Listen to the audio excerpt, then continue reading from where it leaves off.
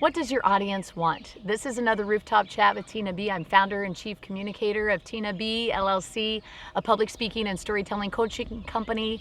I protect audiences from boring speeches.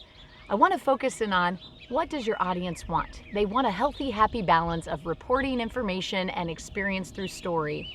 If you've watched TED Talks, which I love TEDx Talks. In fact, I've done one and I've coached for others. They're ideas worth sharing.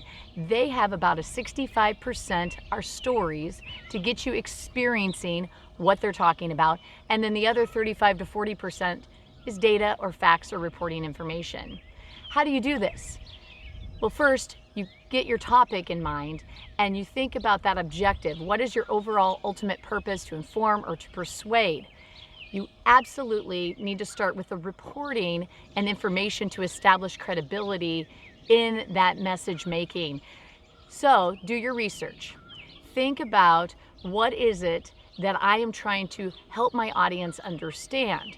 For example, when I've done a presentation on temperament, helping people understand to know who they are, I cite David Keirsey, a social psychologist who did the research and develop the tool of temperament, and giving examples and insights from his perspective to show that I know what I'm talking about, to establish authority, credibility, so that people say, oh, this person, this speaker knows what he or she is talking about.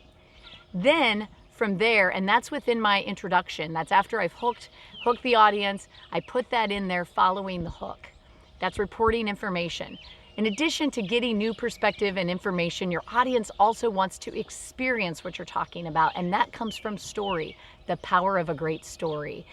With that same presentation, when I talk about temperament, I provide examples, anecdotes, as well as stories of what my temperament is like. For example, thinking about when I was a young gal and in 5th grade and how my teacher made such an impact on me, and that emotion of showing up in a costume and how I was really heartbroken nobody else was dressing up for her, that was my temperament, that I care about the other, that unique identity, that I didn't care. I showed up as Mary Poppins for that day of Storybook Day, but I really felt deeply that no one for her was dressing up. That example, that story, brings in, pops alive that information that you're trying to talk about.